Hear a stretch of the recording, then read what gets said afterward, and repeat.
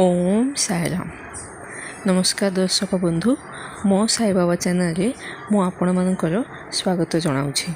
आशा करुँछि आपण माने समस्ते भलरे अछंती एवं बाबा को आशीर्वाद सर्वदा जेपरि आम उपरे रहू यही प्रार्थना रे आज वीडियोटी मु स्टार्ट करने को जाऊँगी। दर्शक बंधु, आज जो मिराकलटी अच्छी ताहा बाबा जितेबाला माने फिजिकली आम समस्त मझे थे से समय कथाटा आउ से जो शिरडी रे थिले आउ समाधि न नेबा पूर्वर कथाटा बहुत सुंदर मिराकलटा निश्चय आपण मानक भल लगे। पाखापाखि 1894-95 यही समय कथाटा थरे कौन है जड़े जड़े बालक थिले से माने स्कूल जाउथिले आउ से ही समय कौन है रिसेस पीरियड आसला जो इंटरवल से मानकर होइथिला आउ से जस्ट गेट बाहर अछंती से ही समय रे तांको पाखकु जणे वृद्ध जणे एज मैन जणे आसथिले आसिकी कहिथिले जे मते खाइबा पे किछि पैसा दियंतु आउ संगे संगे ए जो पुओटी जे अछंती एही स्टूडेंट कोन कले संगे संगे तांक पाखे ओटे कॉइन थिला से कॉइनटा काढी देदेले आउ से कॉइनटी थिला 1894 रो कॉइनटा आउ से कॉइन को देखिकी जे ओल्ड मैन जे थिले से बहुत आश्चर्य हो गले। कारण कौन माने से ही समय रे से ही कॉइन रो वैल्यू बेसी थिला आउ से स्टूडेंट को पचारिले जे एते अमाउंट मते दे दउछंती से ही समय रे जे ए बालक अच्छा से कहले ठीक अच्छे से कौन अच्छे आपन को भोक लगुव से आपण यही कॉइन नियंतु आपण कौन है कि खाई नियंतु आउ से यही जे ओल्ड मैन अच्छा कहले जे यही कॉइनटा 1894 रो यहीपरी से केवल कही तापर कौन है से जे बाबा अच्छा से आड़े चलीगले आउ ये जे स्टूडेंट अच्छा से मध्य निज काम व्यस्त हो गले। यहीपरी बहुत समय गड़ी चलला देखु देखु ये स्टूडेंट अच्छा से बड़ मध्य हो गले आउ यही स्टूडेंट को माँ जी अच्छा सबुबले माइग्रेन पेन होता आउ यही माइग्रेन पेन जो से माँ जी अच्छा से बहुत कष्ट अनुभव करते। आम समस्ते जाने माइग्रेन पेन कौन बहुत कष्टदायक बहुत मुंड एमती बथेब जे ताहा सहिबा मध्य बहुत कष्ट होता है आउ से ही समय रे ए जे अच्छी माँ जी अच्छा पूरा फैमिली टिके रिच पीपल थिले से कौन माने बहुत जगह को फैमिली मेंबर्स नहीं देखी बहुत डॉक्टर सहित कंसल्ट करते माइग्रेन पेन पाई किंतु दुर्भाग्यवशतः से जो पेन अच्छी ताहा कमु नथिला कारण ट्रीटमेंट प्रॉपर हो पार नथिला आउ कौन से भी मेडिसिन काम दौ नथिला सेथिपई यही जे माँ अच्छा यही माइग्रेन पेन सहिबाकु भी पड़ुला बहुत कष्ट से अनुभव करते जितेबाला यही पेन टी स्टार्ट होता ताहले कौन है यहीपरी समय गड़ी चलछि यही जे अच्छी रिच फैमिली जो अच्छी तांको घरे जड़े चाकराणी थिले आउ से चाकराणी थरे कहले जे गोटे से एड्रेस देले अमुक जगह को जीवाई कहले से जड़े साधु अच्छा से साधु ये जे माइग्रेन पेन पे भल ट्रीटमेंट दे पारिबे से बहुत लोकंकर ट्रीटमेंट करिसेंते एवं भल रिजल्ट मध्य अच्छी आउ माने लोकों कथा अनुसार तांको ट्रीटमेंट भल काम करुछि आउ तांको मेडिसिन द्वारा बहु प्रकार असुविधा दूर मध्य होछि। एहीपरी बहुत लोक कहूथबारु तांको एही चाकराणी तांको मालिकों को कहिथिले जे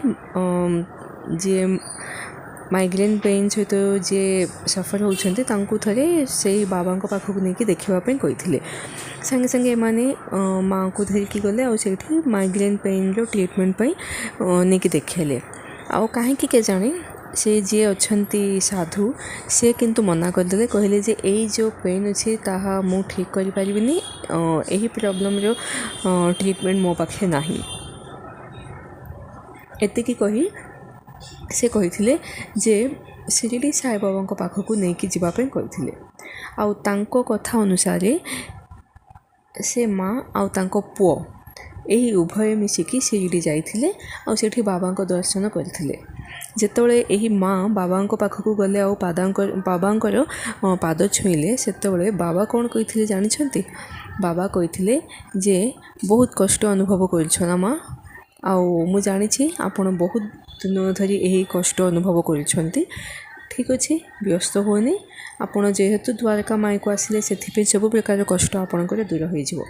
ବାବା ଏତିକି କହିଥିଲେ ଆଉ ତାଙ୍କ ପାଖେ ଯେଉଁ ବିଭୂତି ଥିଲା ସେ ବିଭୂତିରେ ମାନେ ପୁରା 5 ଫିଙ୍ଗର୍ସ ଆଙ୍ଗୁଠି ଯାହା ଅଛି 5 ଆଙ୍ଗୁଠି ପୁରାପୁରି ପୁରେଇଲେ ଆଉ ଯେତିକି ବିଭୂତି ସେ କାଢ଼ି ପାରିଲେ କାଢ଼ିକି ଏହି ମାଆଙ୍କର ଫରହେଡ଼୍ରେ ଲଗେଇକି ହାତ ମଧ୍ୟ ରଖିଲେ। ହାତ ସାଙ୍ଗେ ସାଙ୍ଗେ କାଢ଼ିଲେନି, ହାତ ରଖିଲେ। ଏହିପରି ପାଖାପାଖି ଗୋଟେ 5 ମିନିଟ୍ ସମୟ ଏହିପରି ହେଲା। ଆଉ ତାପରେ ବାବା ହାତ କାଢ଼ିଦେଲେ ଆଉ ଏଇ ଯେ ମାଆ ଅଛନ୍ତି ସେ ଆଖି ଖୋଲିଲେ।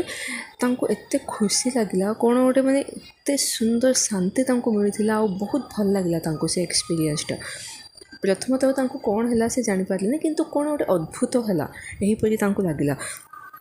ଆଉ ବାବା କ'ଣ କହିଲେ ଯେ ବ୍ୟସ୍ତ ହୁଅନି, କାଲିଠୁ ମାନେ ଏହି ମୁହୂର୍ତ୍ତରୁ ଆପଣଙ୍କର ମାଇଗ୍ରେନ୍ ପେନ୍ କମିଯିବ ଆଉ କେବେ ବି ଫ୍ୟୁଚର୍ରେ ଆପଣଙ୍କୁ ଏହିପରି ଅସୁବିଧାର ସମ୍ମୁଖୀନ କରିବାକୁ ପଡ଼ିବନି।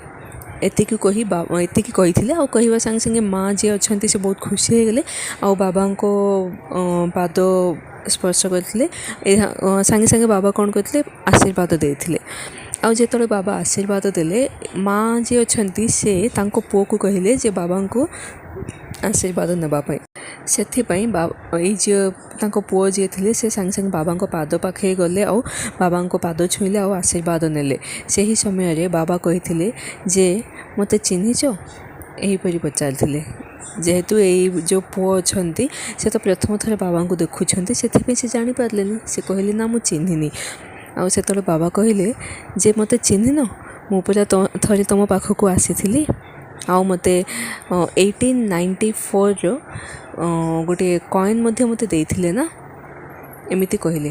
ସେ ପୁଅ ଜାଣିପାରିଲେନି, ସେ ଟିକେ ଜୋର ଦେଲେ ମନେ ପକାଇବା ପାଇଁ, କିନ୍ତୁ ସେ ମନେ ପକାଇ ପାରିଲେନି। ସେତେବେଳେ ବାବା କ'ଣ କଲେ, ତାଙ୍କ ପକେଟରେ କଫିନିର ଯେଉଁ ପକେଟ୍ ଅଛି ସେଥିରୁ ଗୋଟେ ହାତ ପୁରେଇଲେ ଆଉ ସେ ବାହାରକୁ ଗୋଟେ କଏନ୍ କାଢ଼ିଲେ। କଏନ୍ କାଢ଼ିକି ଦେଖିଲେ, ଏଇ କଏନ୍ ମନେ ଅଛି, ମୋତେ ତୁମେ ହିଁ ଦେଇଥିଲ। ଆଉ ଯେତେବେଳେ ସେ ପୁଅ ଧରିକି ଦେଖିଲେ ତାଙ୍କୁ ମଧ୍ୟ ଟିକେ ମନେ ପଡ଼ିଲା ଯେ ହଁ ମୋତେ ମନେ ପଡ଼ୁଛି ଯେ ଏଇ କଏନ୍ ମୁଁ ଜଣେ ବାବାଙ୍କୁ ଦେଇଥିଲି। ଆଉ ବାବା କହିଲେ ଯେ 1894ର କଏନ୍ଟା ମୋତେ ଦେଇଥିଲ, ମନେ ଅଛି? ପୁଅ କହିଲେ ହଁ ବାବା ମୋତେ ମନେ ଅଛି, ଏବେ ମୋତେ ମନେ ପଡ଼ିଲା ଆକ୍ଚୁଆଲି। ଆଉ ସେତେବେଳେ ବାବା କହିଲେ ଯେ ଆଉ ସେଦିନ ମୁଁ ହିଁ ଆସିଥିଲି, ମୋତେ ଏହି କଏନ୍ଟା ତୁମେ ଦେଇଥିଲ, ମୋତେ ବହୁତ ଖୁସି ଲାଗିଥିଲା। କାରଣ ସେହି ସମୟରେ ଏହି କଏନ୍ର ଭ୍ୟାଲ୍ୟୁ ଯାହା ଅଛି ତାହା ବହୁତ ବେଶୀ ଥିଲା। କିନ୍ତୁ ଏହି ପୁଅ ମାନେ ଏଇ ଯେଉଁ ଷ୍ଟୁଡ଼େଣ୍ଟ ଅଛନ୍ତି ସେ ଗୋଟିଏ ସେକେଣ୍ଡ ପାଇଁ ମଧ୍ୟ କିଛି ଭାବିଲେନି, ସେ ସାଙ୍ଗେ ସାଙ୍ଗେ ତାଙ୍କ ପକେଟରୁ କାଢ଼ିଲେ ଏହି ବାବାଙ୍କ ହାତରେ ଦେଇଦେଲେ। କାରଣ ଏହି ଟଙ୍କାରୁ ସେ କିଛି ଖାଇପାରିବେ, ଏହି ଇଣ୍ଟେନସନ୍ରେ ହିଁ ସେ କଏନ୍ଟା ଦେଇଥିଲେ, ରାଇଟ୍? ଆଉ ତାହା ବାବାଙ୍କୁ ବେଶୀ ଭଲ ଲାଗିଥିଲା। ସେଥିପାଇଁ ବାବା କହିଲେ ମୋର ସବୁବେଳେ ଆଶୀର୍ବାଦ ତୁମ ସହିତ ରହିବ ଆଉ ଏଇ କଏନ୍କୁ ନିଜ ପାଖେ ରଖିବ। ମୋ ଆଶୀର୍ବାଦ ରୂପରେ ମୁଁ ଏଇ କଏନ୍କୁ ଦେଉଛି ଆଉ ଏହି କଏନ୍ ଯେତେ ଦିନ ପର୍ଯ୍ୟନ୍ତ ତୁମ ପାଖେ ରହିବ ସବୁ ଭଲ ହେବ। ମୋ ଆଶୀର୍ବାଦ ସବୁବେଳେ ତୁମମାନଙ୍କ ସହିତ ଅଛି ଆଉ ନିଶ୍ଚୟ ବହୁତ ଭଲ ଲାଇଫ୍ ଲିଡ଼୍ କରିବେ। ଏହିପରି ବାବା ସେମାନଙ୍କୁ ଆଶୀର୍ବାଦ ଦେଇଥିଲେ। ଦର୍ଶକ ବନ୍ଧୁ, ଏଇଟା ହେଉଛି ରିଏଲ୍ ଘଟଣା, ବହୁତ ସୁନ୍ଦର ଘଟଣା, ବହୁତ ଭଲ ଅନୁଭୂତି। ହୋପଫୁଲି ଆପଣମାନଙ୍କୁ ଭଲ ଲାଗିଥିବ। ଆଉ ଦର୍ଶକ ବନ୍ଧୁ, ଗୋଟେ ଛୋଟ ଇନଫର୍ମେସନ୍ କ'ଣ ମାନେ ଡିସ୍କ୍ରିପ୍ସନ୍ ବକ୍ସରେ ମୋର ହ୍ୱାଟ୍ସଆପ୍ ନମ୍ବର ଅଛି। ଯଦି ଆପଣମାନଙ୍କ ମଧ୍ୟରୁ କିଏ ବି ନିଜ ଜୀବନରେ ଘଟିଥିବା ମିରାକଲ୍ ଆମ ସହିତ ସେୟାର କରିବା ପାଇଁ ଚାହୁଁଛନ୍ତି ତାହେଲେ ନିଶ୍ଚୟ କରିପାରିବେ ସେହି ହ୍ୱାଟ୍ସଆପ୍ ନମ୍ବରରେ ଭଏସ୍ ମେସେଜ୍ ପଠାଇକି। ଆଉ ଦର୍ଶକ ବନ୍ଧୁ, ଯଦି ମିରାକଲ୍ଟି ଭଲ ଲାଗୁଛି ତାହେଲେ ମନରେ ଥରେ ଓମ୍ ସାଇରାମ୍ ବୋଲି ଭାବିବା କିନ୍ତୁ ଭୁଲିବେନି। ଆଜି ପାଇଁ ବିଦାୟ ଦିଅନ୍ତୁ, କାଲି ପୁଣି ଥରେ ପ୍ରସ୍ତୁତ ହେବି ବାବାଙ୍କର ବହୁତ ସୁନ୍ଦର ମିରାକଲ୍ ସହିତ। ଓମ୍ ସାଇରାମ୍।